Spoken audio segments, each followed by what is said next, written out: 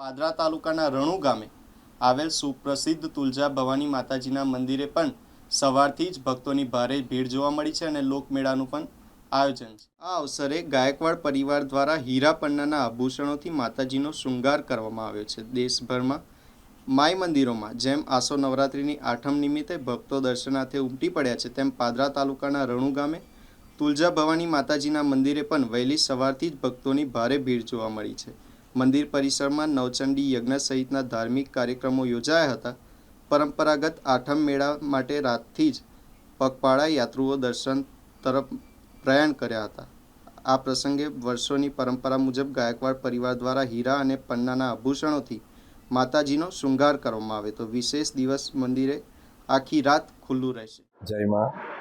આજે આસો સુદ આઠમ માનો પ્રાકટ્ય દિવસ અને સાથે સાથે આજે સવારની આરતીમાં ખૂબ પગપાળા માઈ ભક્તો પોતાનું વાહન અને પગપાળાથી આવ્યા છે અને આરતીનો લાભ તથા અત્યારે પણ હાલમાં પણ પાદરા, વડોદરા અને નડિયાદની આસપાસથી પણ લોકો ચાલતા માના દર્શને આવે છે।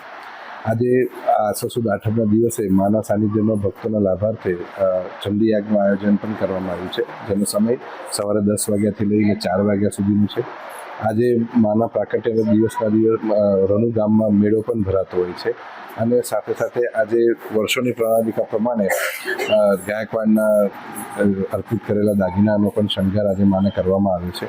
આજે રાત્રે આખી રાત મંદિર ખુલ્લું રહેશે અને માઈ ભક્તોને એવી વિનંતી કે એ શાંતિથી પોતાના સમયે આવીને દર્શન કરી શકે અને પોતાની સુવિધા પ્રમાણે આવી શકે એ રીતનું આજે મંદિર ખુલ્લું રહેશે।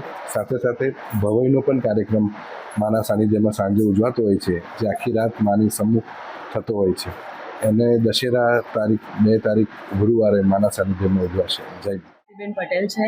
હું ડભાસા ક્રોસરોડ હોસ્પિટલમાં ફરજ બજાવું છું।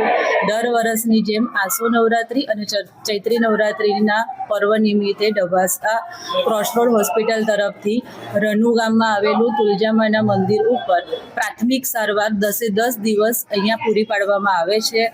દર્શન માટે આવેલા ભાવિ ભક્તોને કોઈ પણ ઇમરજન્સી થઈ હોય તો ડભાસા ક્રોસરોડ હોસ્પિટલના સ્ટાફ અને ડૉક્ટર 10 દિવસ અહીંયા હાજર હોય છે અને દર્દીઓને દવા, કોઈને કોઈ ઇમરજન્સી થઈ હોય તો હોસ્પિટલ બી મોકલવામાં આવે છે। બસ।